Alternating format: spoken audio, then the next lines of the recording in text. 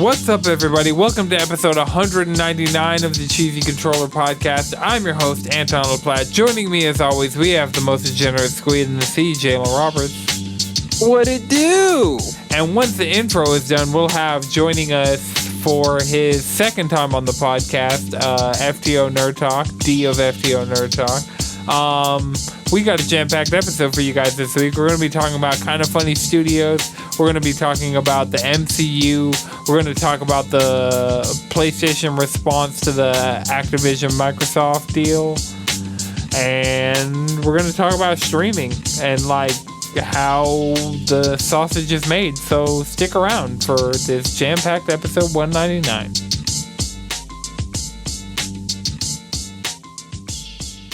All right, but the reason why the MCU sucks is because the MCU the main reason why they suck is because their movies are designed to sell tickets and not be good movies. Like, there's a reason why there's only like 4 MCU movies that have rewatch value. There's only 4 of them. Did anybody see the finale for She-Hulk? I did today. I keep hearing about it. I keep hearing like what happened. Like she breaks the fourth wall in a certain way. And, okay. It's on like the effect of Kevin Feige. And, like, No, that was Kevin. That was AI Kevin Feige. But the thing with She-Hulk specifically is that was always kind of her shtick, is that she broke the fourth wall. Yeah. I've been reading comics for 20 years, so yeah. No, I don't know about She-Hulk. All right. That's why I was like, sometimes that series hit and it got to, oh yeah, this is She-Hulk. We're having fun. We're laughing. Let's go.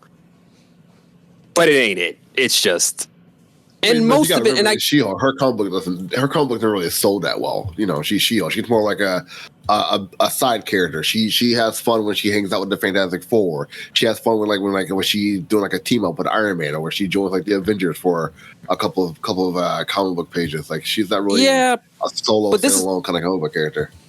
Yeah, but this is also where we get into like this triples down on the flaws of the writing, because a law comic book isn't as interesting as a law-based TV show. Like if the She-Hulk show was more, law, actual law.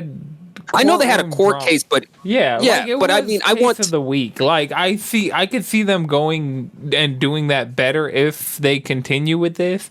But for it to be a case of the week, it wasn't a law show. Like they really were heavy-handed with the superhero aspect, but we at least were in a courtroom every single episode except the last one.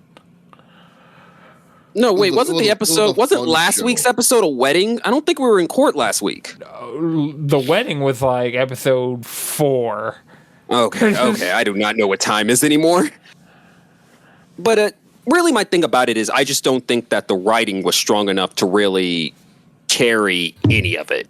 So they kind of had to rely on more things that would, bring attention on the internet than would actually make towards a good show. They called that out, and it's just like after they broke the fourth wall and was like, yeah, this is going to save us from Twitter this week, like every decision they made from that point on was like, oh, they are doing this character this week because they need to save themselves from Twitter, or they're doing this thing to just MCU it up, Right. MCU's finally hit the Star Wars problem where a good chunk of their products are more about the meta of the franchise than it actually is about telling any sort of story or anything like that. I don't know. I haven't watched Andor. They did the same thing with the Scarlet Witch show. They did the same thing with Falcon Winter Soldier. They take from what the audience is saying and just I like Falcon Winter Soldier. I didn't make it past episode 3 of the Scarlet Witch WandaVision. I enjoyed them, but it's just one of those things where it's like, wasn't episode 3? I mean, I'm not gonna say after that it was really good. That was when they showed the outside world, right? Yeah, was episode 3. Yeah. I think it was episode 4 where it actually happened, but I didn't make it past the end of episode 3. I couldn't do it. It was too much for me. I mean, part of it is the fact that it's let's be 100 here. Most of Wanda's actual character comes from the show, which is her at her worst. Because she's going through it. It's because it's like that was the only she was character there. development she got at any point, and so like, And that's kind of the problem with the MCU. And that's a continuing problem with the MCU is that their characterization wasn't like, I was happy to have Matt Murdock back, but he was still riding high off of he was just on vacation from the fucking Netflix show.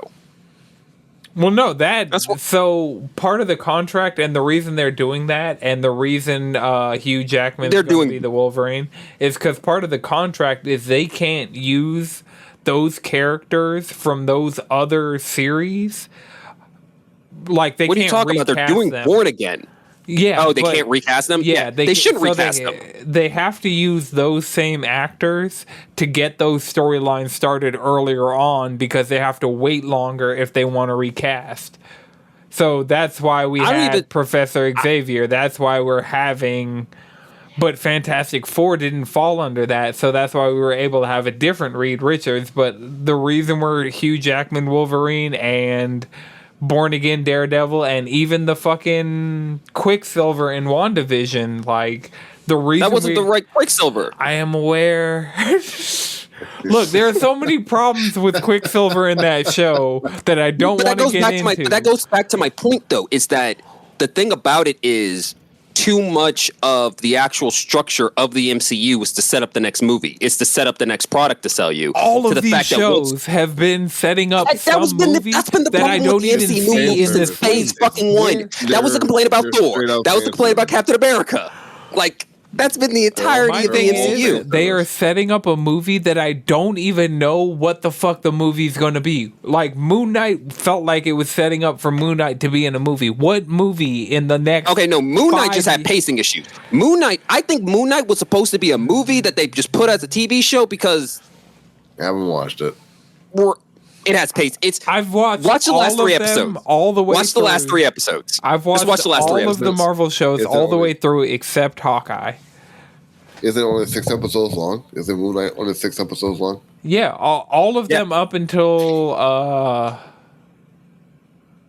I think She-Hulk might be the only one that's 8, but all of them are 6. I think She-Hulk is But I mean, it's that 6-week quick hit. I get to see my Marvel Splash logo. I get to basically it sells you your Disney Plus subscription for another month. It's another month subscription. That's a cool thing. They're doing that to keep people on. But as somebody who doesn't pay for Disney Plus, I just reap the benefit. It's just fan service, man. It's all fan service.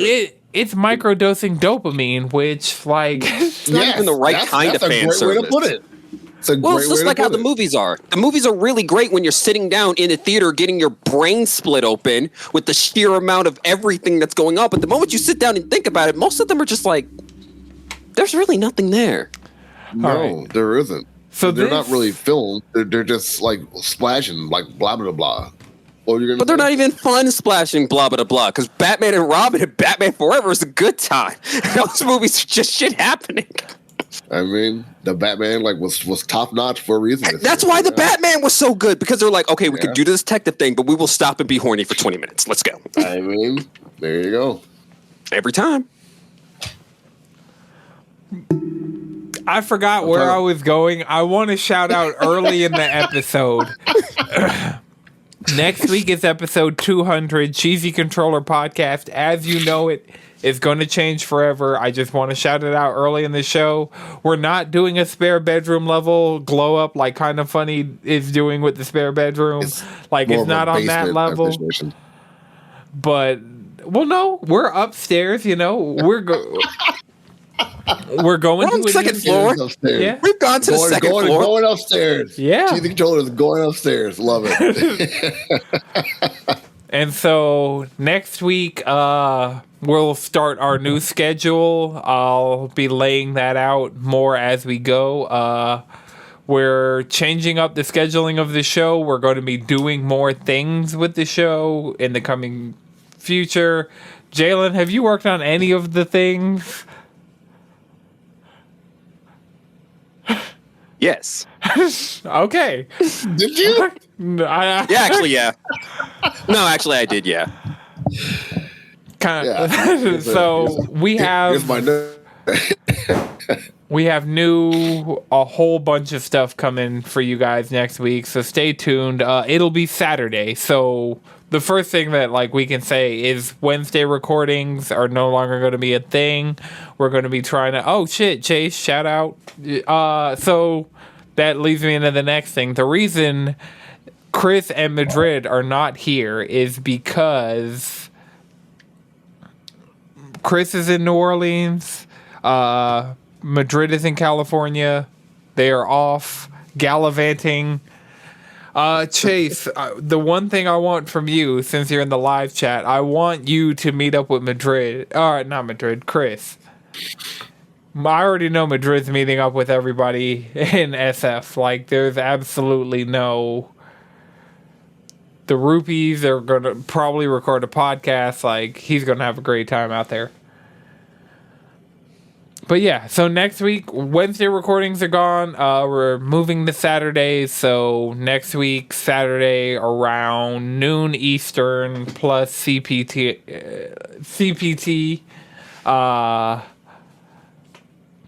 Look out for it. But is that gonna be your new thing? Like, you guys gonna be doing like Saturdays at the Radic Records? Yeah. Well, wow. So the thing, it's not going to necessarily be every Saturday, but like Saturday is going to be like a podcasting marathon for me. Gotcha. Yeah, because like we do a podcast on Saturdays. Oh right. My goodness. Yeah. So Table Cheese and Cheesy Controller, it'll be back to back, but it's for different audiences. But you know, depending on the order they go in, like on whatever particular weekend, yeah, it'll be fun for me. Did you guys see the Mario trailer? Yeah, have we talked about that on here? Nope. I don't know if we've talked about that on anywhere, but yeah, the Mario trailer. That movie, since the second they announced it, I was like, this is going to be a glorious shit post, and I am here for every fucking ounce of it. Like, look at the cast outside of Chris Pratt. Anya Taylor-Joy as Peach is, like, incredibly inspired. Keegan-Michael Key as Toad. Charlie Day as Luigi. Like, Jack Black as Bowser. Seth Rogen as Donkey Kong. Like, this casting is just... part of me, so much of me, wishes this were a live-action movie. Because seeing these characters, like, these actors as these characters in the flesh... Because the guy from Portlandia... what I need... I need some Daredevil style marketing with the cast members dressed up as the characters. Oh yeah, in their voices doing their interviews. That's what I need. That's what I need to sell the show. Just like Jack Black in a Bowser suit. Yes, you do it. Doing his Bowser voice would be. But I just need him to be answering. Like I just need the return of Jack Black pretending to be Bowser, pretending to be Jack Black. It's so meta. Jack Black being Bowser in Tenacious D. That's what I need. Oh God, a Bowser song in that voice? It's a musical. That's the thing people are missing about this movie. It's a musical. What? Keegan-Michael Key has talked about the song he did as Toad, and Jack Black has talked about the song he does as Bowser. There are character-specific musical numbers that are happening in this movie. This movie is going to be the best fucking... No, I'm dead ass. Like... I'm not going to say it's a full musical, but so far we got two confirmed songs. We have two confirmed songs. You got let's be. This is legit. Whoa. Yes. I am here. Right. Bowser and Toad both got tracks. A fucking opening weekend. I am in. My ass is in a theater. Look, I need that I need Penguin Key. I need a Penguin Key track. I need Penguin Key King to drop bars. Because when that penguin was like, "Do you yield?" Right? That was epic. Why is that penguin so intense? Yeah, this movie outside of Chris Pratt. And like... And I will say this once again. The only reason I'm hating on Chris Pratt is because his voice is so lame. Like, purely. Well, apparently they're like... because he's a douchebag. Yeah, apparently Chris Pratt is a douchebag. But the thing is, that too. Chris Pratt was enjoyable in Guardians. Chris Pratt was Endgame was really the turning point. Like, society shifted against or Infinity War. That's not necessarily true. That's not necessarily true. And here's why I say this. All the Chris Pratt is an asshole thing came out in between Guardians 1 and 2. It's just that in the end of the, it's just that once we got to Infinity War, his character wasn't worth defending, so everyone's like, "Oh, it's just Chris Pratt now." That's basically what happened. His character was a dude, bro. His character was a straight up dude, bro. I mean, you know, right. Star-Lord is a dude, bro. But honestly, MCU Star-Lord is a dude, bro. Comic book Star-Lord is an entirely different character. Yeah, he's 300%. I feel like in the comics. He's stoic in the comics. Yeah. In the comics, he's literally an actual hero. I have 3 references for Guardians of the Galaxy. I have the animated show, which I've seen a few episodes of here and there. It's not like something I've seen like front to back or anything.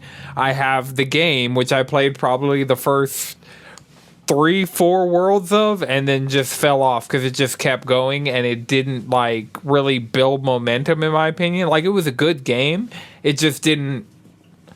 Like, Spider-Man picked it up. Avengers was the same problem. Like, I didn't get far into Avengers because like Avengers, like, even though it was the whole A-Day thing, like, I don't know, Avengers. Because I wanted to play the Kamala Khan story in Avengers. Like, that, I went into that game, I was like, I got it dirt cheap. I'm going to hop into it. PS5 version, let's go. I want to see this Kamala Khan story. Because Kamala's a character that's, like, I'm rooting for my brown people out there. Like, go Kamala. If you ever get a chance, check out Earth Mightiest Heroes. Like, you get a more comic accurate depiction of Star-Lord in the Earth Mightiest Heroes. I mean, heck, get with you, D, and Star-Lord is an actual hero. That's the thing about it, is he's not some sarcastic, modern, I'm just a handsome rogue doing the right thing. No, he's like an actual, I'm here for truth, justice, I'm here to save the fucking world. He's a lot like Captain America, Superman. Yeah, I was about to say, so like he's Captain. Yeah, it wasn't his whole entire shtick was that he went into space on an experiment and basically got a super suit, was chosen by aliens to be a space cop. Isn't that his entire origin story? That's pretty much it, yeah. Like, I'm going to say right now, they turned Star-Lord into Cyclops' dad. Tell me I'm wrong. Tell me I'm wrong. Corsair's a womanizer, though, dude.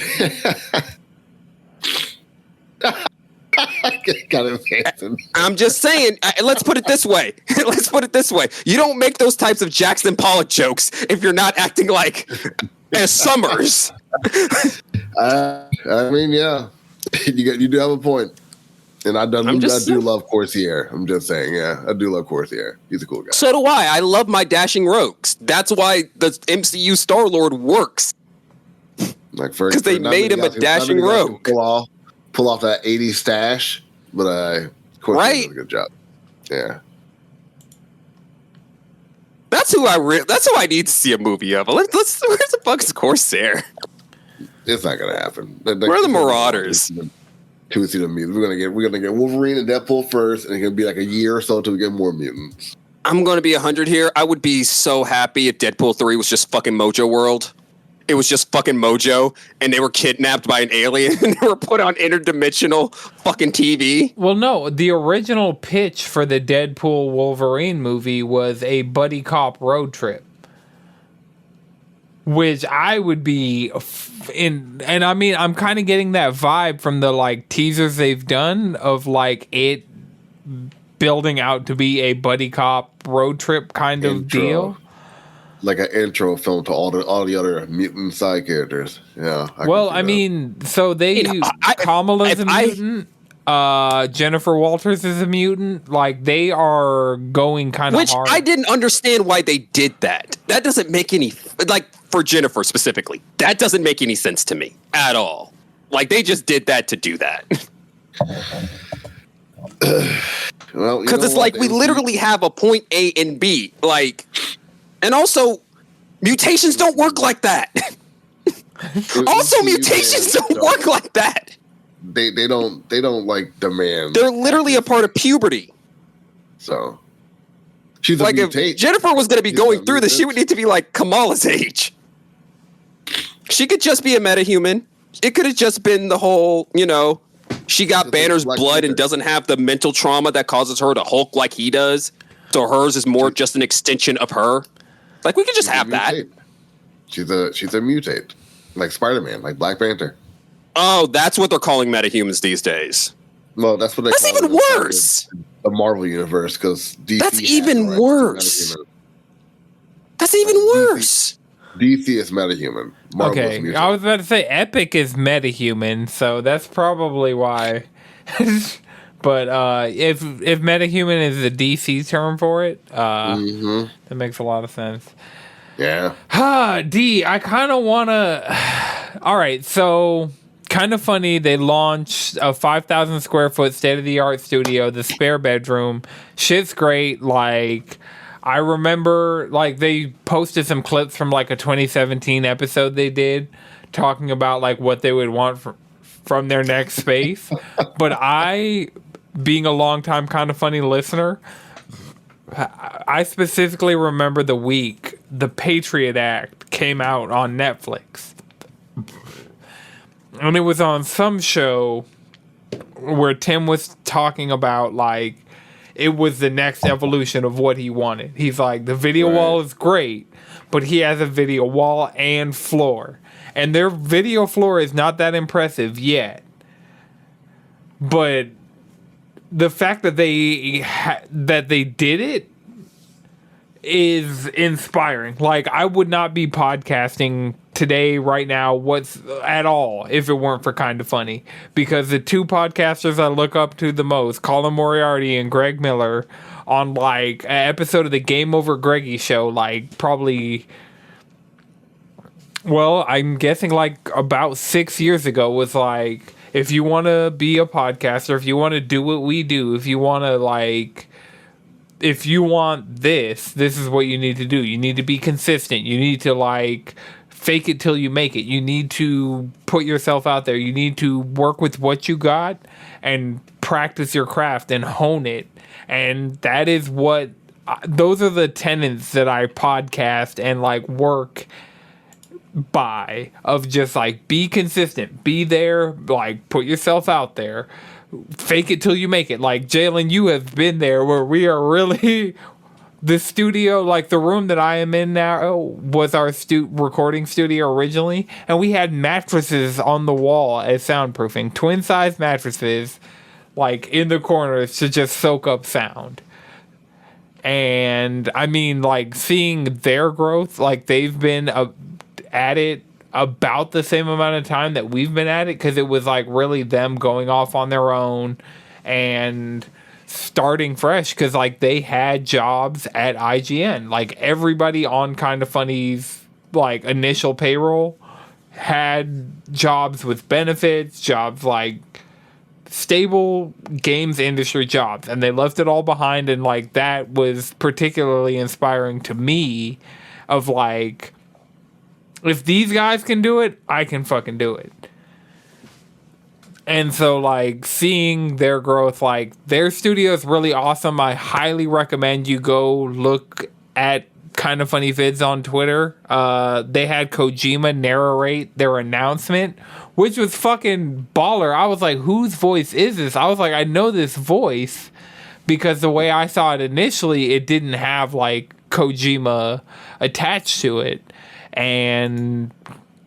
But yeah, so, like, I was like, I know this voice. Like, this is a Japanese voice I know, but I'm like, I don't know anybody who would do something for Kind of Funny with a Japanese voice, but it's crazy that they got Kojima. Part of me thought it was Sakurai, because Tim is, like, the biggest Sakurai fan. So I figured it was going to be Kojima because Greg. While Sakurai did start the YouTube channel, Kojima has a podcast now. Yeah.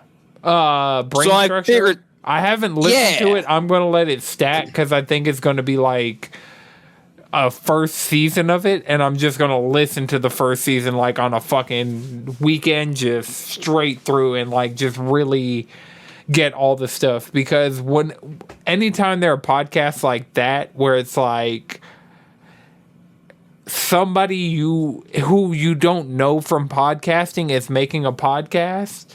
Like the Game Maker's Notebook, that podcast. There's a podcast that the people who made Playdate, Teenage Engineering. Like there's a podcast they do. There are like podcasts like that. I really like just sitting down and absorbing like a book. Yeah, I will say, looking at it, the thing with the Kojima podcast specifically is they're short enough because they're mostly on the short side. Like most of them I just gotta listen to my 30 podcast minutes. on Spotify. Like I went through recently, and I'm like a lot of the podcasts I listen to, I subscribe to on my Spotify account. But the problem is I just don't use Spotify.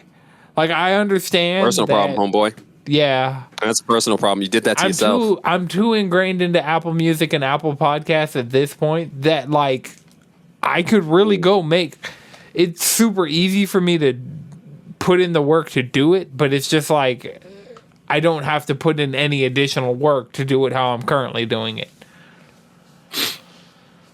Sucks to suck.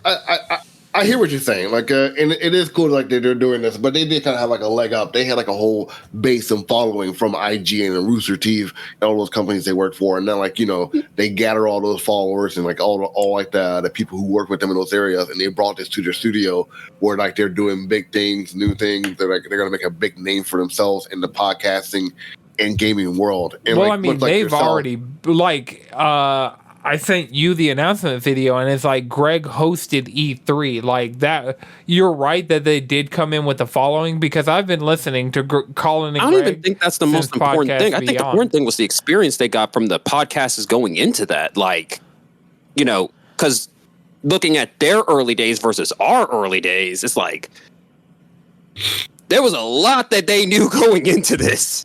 Well, I mean, listening to them on a weekly basis, there was a lot of being like, oh shit, we don't know how to do this. One of us is going to figure it out. Like, that's the thing. Right. Our trajectory as a podcasting group is similar to theirs. It's just we're not starting from the platform of Podcast Beyond. Like, our exponential growth. Actually, I get what you're saying is we're still in, if we were them, we would still be at IGN. Basically. Wait, was it IGN? Yeah, it was IGN. All the Rooster Teeth stuff was after they went independent, so... Yeah, so they'd still be at IGN yeah. Anyway, that's... Look, as I was saying, like, much like yourself, like, I do feel that need, like, to be consistent, to keep on going, to put yourself out there, and, like, just, like, have that flow of content going out there, and like even with or without like the followers, like that have your back and like to probably keep you pushing you doing this. Like it does feel good to like to make your content, to make a name for yourself, to have like I wouldn't say legacy, but like have like a feel for yourself in the industry that you're in. Like as far as I know, like you're one of like the top people, Anton. Like when it comes to gaming, like you are like top-notch knowledgeable when it comes like to gaming and gaming content, like and like no one can take that from you. And like knowing you, I'm appreciative for that. So I hear what you're saying. Like when it comes like to like following your craft and going at it in this industry. Yeah, I mean, like now I can sit behind a microphone for 4 hours and like you would have 4 hours of content spewing from my mouth. But like when we started this, that is not something I could have done. Like I think our like old episodes, the never released episodes, were like 30-40 minutes. Yeah. And now like 30-40 minutes blows by in an instant. We're already 30 minutes into this. Oh yeah. Yep. And this is way higher quality than whatever those were. That's that progression you were talking about. Yeah, man. I wouldn't mind having a studio, though. I'll say that. The studio looks nice. Yeah, the only problem is real estate in Atlanta is just fucked. Because, like,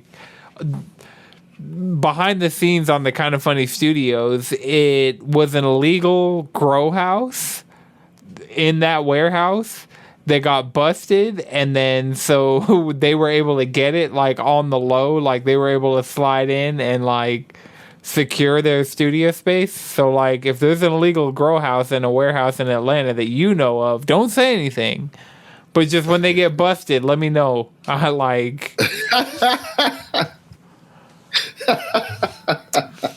keep it on the low though. Right, yeah.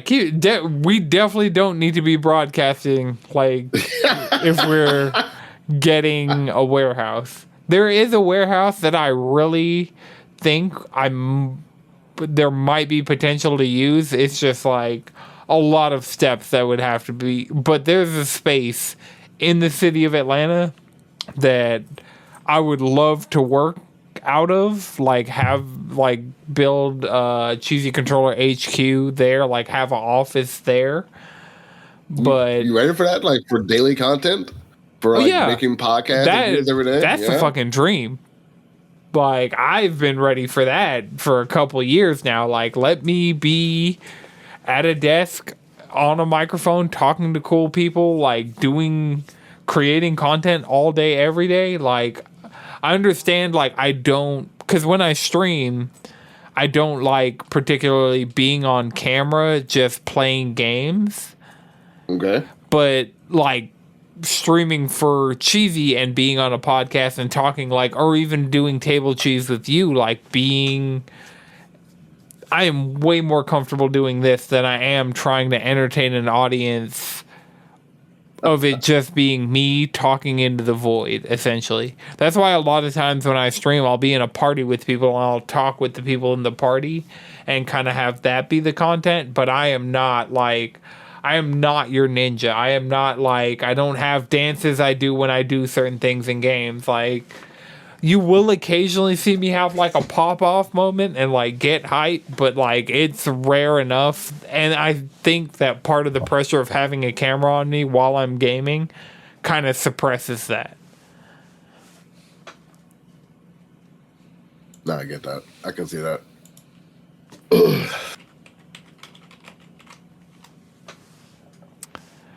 All right, so yeah, I see you put Brazil approved the Microsoft Activision Blizzard deal.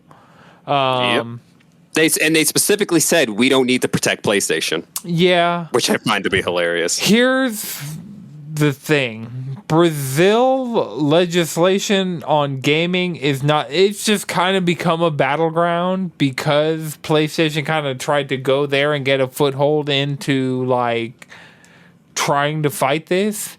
But the real opposition for it is going to be coming from the EU and the UK. Like, European regulators are like way harsher. Yeah, but they're more focused on monetization and loot boxes, not this. Because if you think about it, they did pass legislation on like monetization of loot boxes, but they are the ones that like have forced Apple's hand on putting USB-C in the iPhone. Which is, I see, yeah. So I agree with that. Like looking at how things, because even the Epic Apple deal here in the USA is like one kind of like big thing, but like as far as I thought they had a case against each other. I thought that was a case against each other. Yeah, they had a case against each other, but there was also like regulations, like because it was called into like that Apple has a monopoly, essentially. And so, like, that was the thing because the whole thing with Epic Apple started because Epic tried to implement its own payment system into Fortnite through the App Store, bypassing Apple's cut. And they're like, well, Apple has the monopoly, so we had no choice but to bypass the cut. But, yeah, Europe has pushed forward legislation as far as loot boxes, and Europe has pushed forward legislation as far as proprietary, like if they're making Apple do things, that says like I think that's where Microsoft has its biggest concern is in the EU and UK. Like Brazil, I would be surprised if there is any put the Brazil in there specific. I put Brazil in there specifically because they said they didn't need to protect PlayStation. That's the main reason why I put that in there. Yeah, and I mean, the thing, Jim Ryan, like, I've said this before on the podcast, but I need to reiterate. Jim Ryan is everything wrong with PlayStation. Since Jim Ryan took over PlayStation, we have not had the same PlayStation that I fell in love with. And, like, it's just Jim Ryan, crying Jim, for you Sacred Symbols listeners out there. He is just, like, he is a businessman.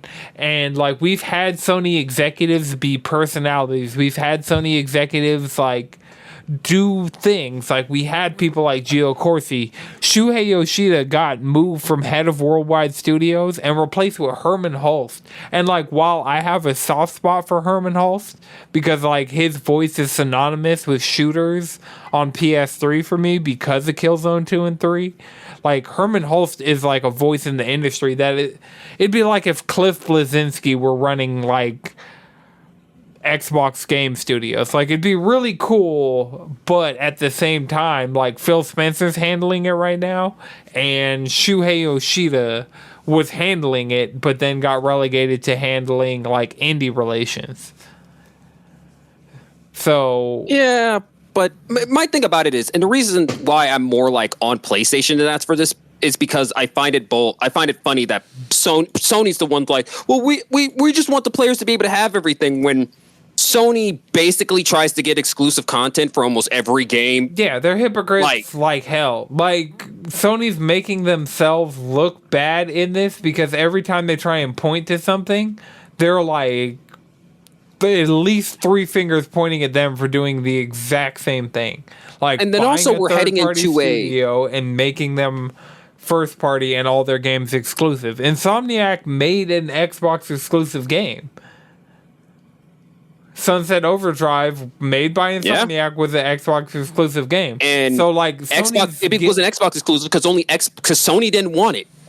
Sony didn't want it. That's why it was an exclusive. I am really waiting for the day, just because, like, I know Insomniac's working their asses off, so they could, like, give this to, like, a port team or whatever, like Panic Button, like somebody outside of the first party to do this. But I want Sunset Overdrive on PlayStation. Like, Sony paid the millions to get Insomniac as an in-house studio. We don't need Fuse. We don't need... Well, I guess we have Song of the Deep, but, like, we don't need to worry about Song of the Deep. The one Insomniac game that I want to play on PS5 that I can't play from, like, the modern era is Sunset Overdrive. Also, I would like to add is we're going... Also, I think Resistance. Part of the reason why Sony is worried about this acquisition so much is because we're heading into a future where exclusivity is becoming more and more pointless. Honestly. Like, you're not getting the return on investment. Like, heck, we're at a point where I basically don't need a PS5 anymore. Yeah, like, I mean, there are still the handful of exclusives that you can only play on PS5. Demon's Souls, Ratchet and Clank Rift Apart. So, like... Yeah, and Splatoon 3 outsold everything. Yeah, very true. Because, accessibility. It's one of those things where it's like... Well, Sony needs to keep up the exclusive things so they can try and finish getting the return on investment that they were getting at the beginning of the console life cycle that they didn't get, partially because of scalpers. Like, you got to say something about somebody who's going to buy 800 fucking PlayStations so they could try and sell them at triple the price. But the fact that the availability has been such a bitch, it's like a lot of their availability has, and this is something, it has drastically, especially in the States, availability has drastically improved because the thing is, the SKU of the PS5 that they're selling here now is the Horizon bundle. They've announced the God of War bundle. They're selling it at $550. I couldn't even get I tried to get the Modern Warfare 2 bundle last week. Couldn't do it. But that's not a PlayStation. So PlayStation Direct... No, it was off of PlayStation Direct. It was a PS. Oh, I didn't know they had a Modern Warfare 2 bundle. Yeah, they even had a Modern Warfare one. Tried to get that. Nope. They have so much stock that they finally emailed me. I signed up for PlayStation Direct like the day they announced the PS5, and I finally got an email of like, hey, you need another PS5? And I was like, never got one of them. Not right now. Never got one. But it's also, and that's the thing about it, is you could see them adjusting for that. You know, more, you're still getting, like, God of War is coming to PS4, ain't it? Yes. And also, not just that, but then also their exclusives are basically hitting PC in a year.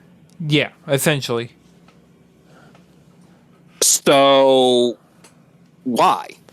I mean, would I need a PlayStation 5 at this point? Yeah, I would say you don't. The reason my PS5, even though I can play these games in other places, is still my primary place to game, is because I like being in a PSN party with my friends on my PlayStation.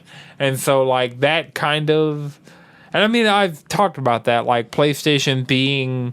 Like, it's where my trophies are. Like, I don't care about my Steam achievements. I don't care about my Xbox achievements. There's no achievement system on Nintendo. Like... Who does anymore? Like, seriously, who cares about, like, achievements anymore? Like, do you guys I care about... Like, I know that somebody out there cares about achievements. I know that there are people out there that care about achievements the way that I care about trophies. And... Okay. There are. Like, right. Really, if we're being 100 here, the community is borderline the same. Like, we're basically, it's a circle. Yeah. What you're talking about. But, and for me personally, it's more of like, you can measure how I feel about a game by how many trophies I have in it. Like, if I thought a game was like 10 out of 10 best thing ever made, I'll most likely get the platinum for it. But does that give you loyalty to a console? Like, for all those trophies and achievements? I mean, it's more of just like, this is where all my shit is. That's the thing about it, is that, like, all my stuff is in that ecosystem. It's not the ecosystem, it's the fact that all my stuff is there. Like, if they made it so that you could transfer everything, and it was like, let's say somehow there was like a unified game trophy system that combined, like, aggregated all your trophies across and achievements across everything into one thing, I would care more. But it's like, all my stuff's there. So, like, I'm guessing one of you are Xbox, another one's PlayStation. Like, no, I'm more. I have an Xbox.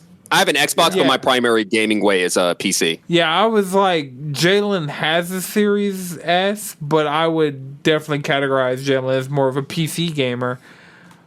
You also have a Steam Deck, so I love my Steam Deck. That's what I'm leading to.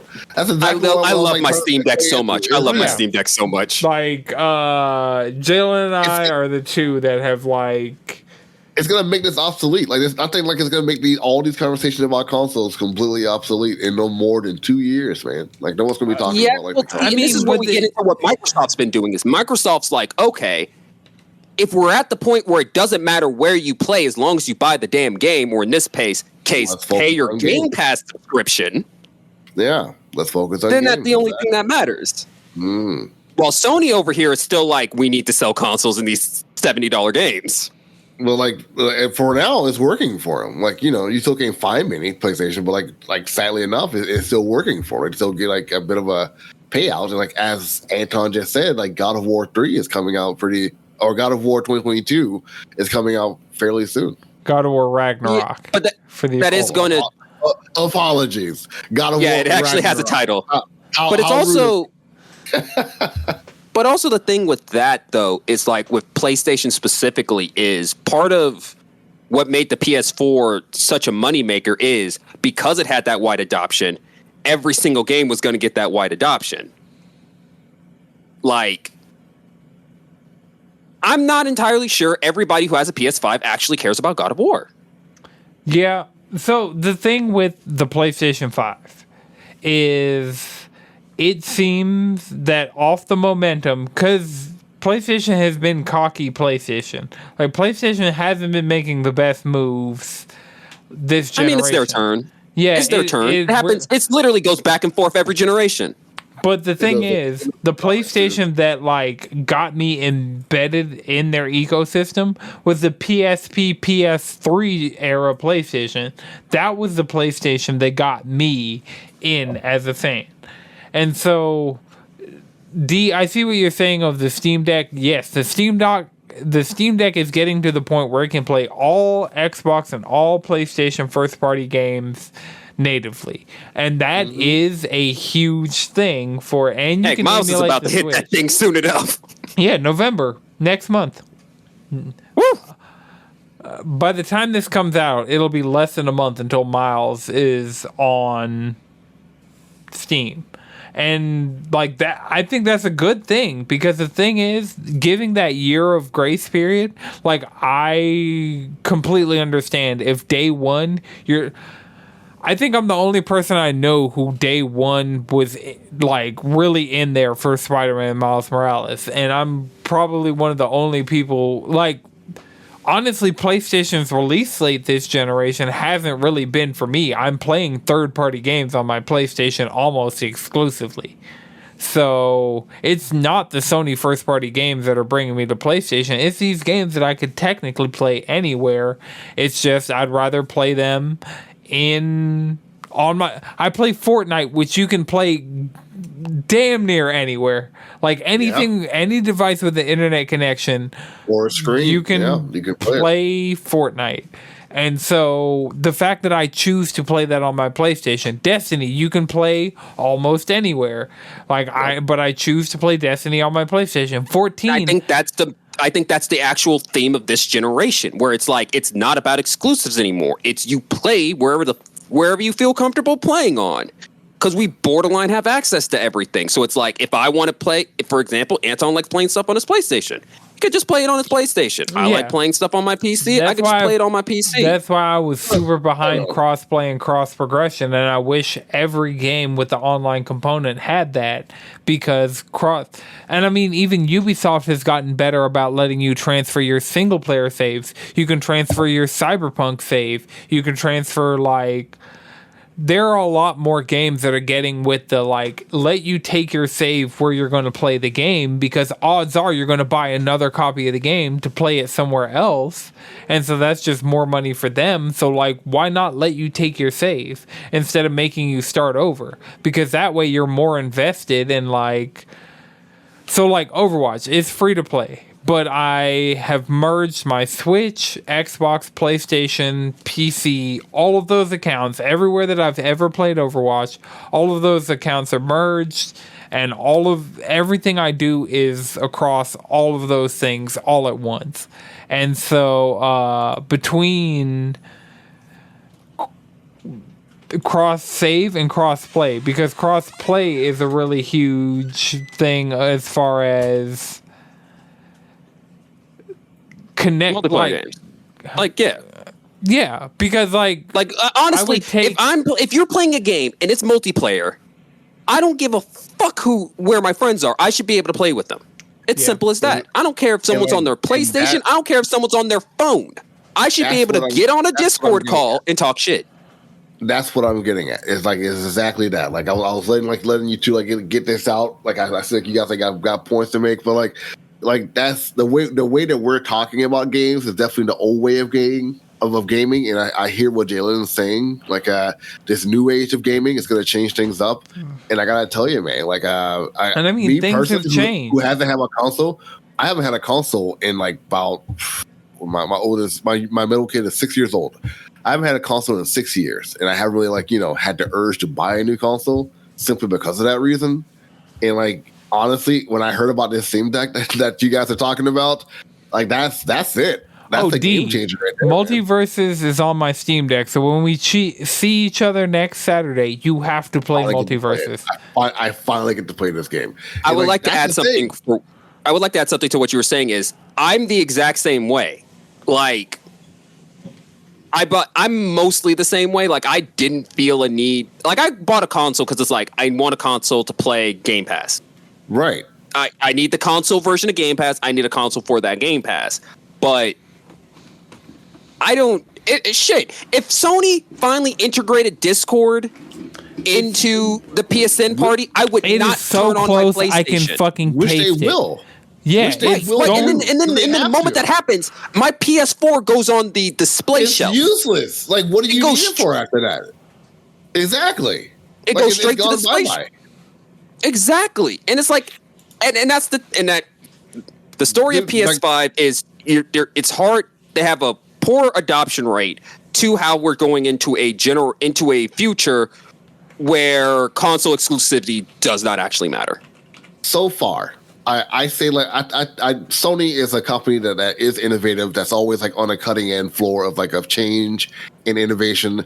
I think like they're going to be able to keep up with what's happening. It's just like we may not see it coming as it's happening. It's going to be a big surprise to us when it does happen, and like we may not really recognize it when it does. But I believe in Sony. Well, that's probably like because I'm a Sony guy when it comes to all things Sony. But like Xbox has their past. But I do think like they're going to keep up with these changes that are happening. I see that happening. I could be wrong, but I see it happening.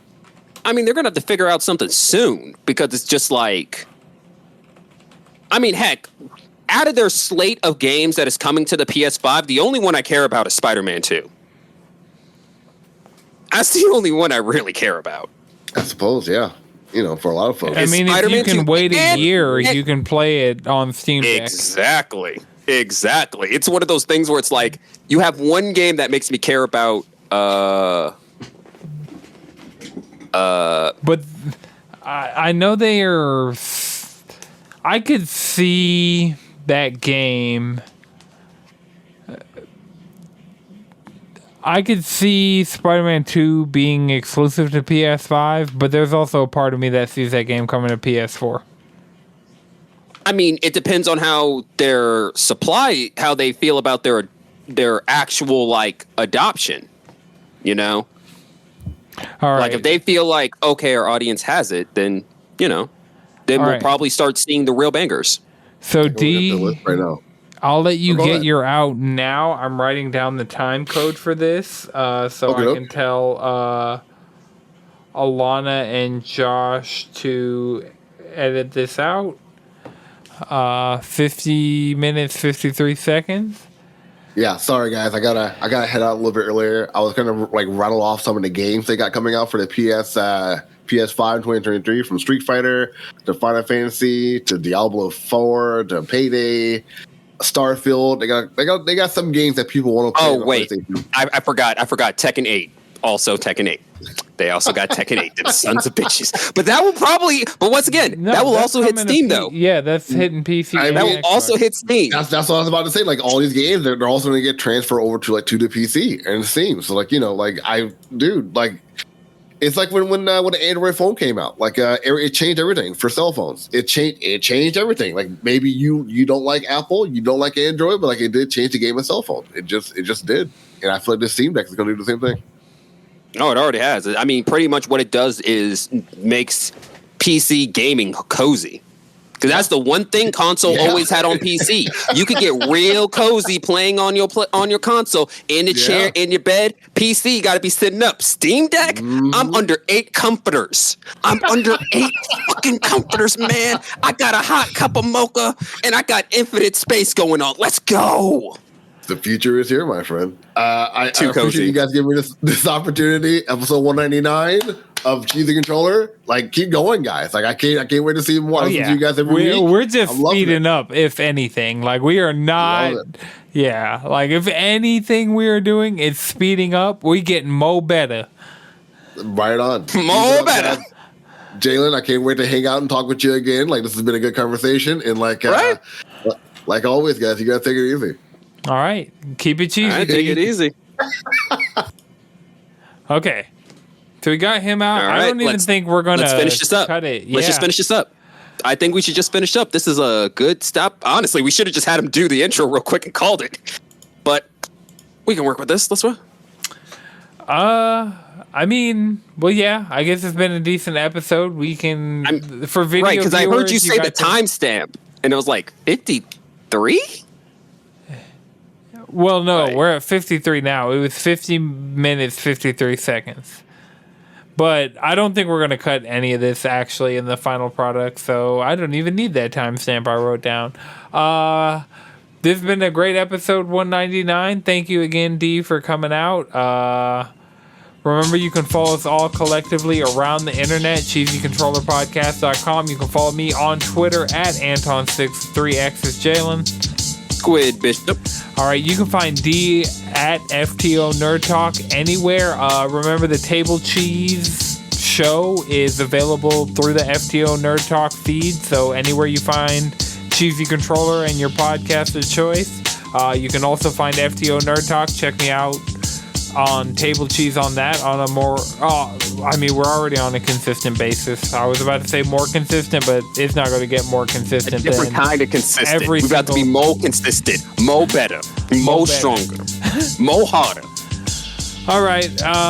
Until next time, the video version is edited by Lana Twisted Mind. The audio version is edited by Iknowjones. This has been a No It's Good production. Until next time, keep it cheesy.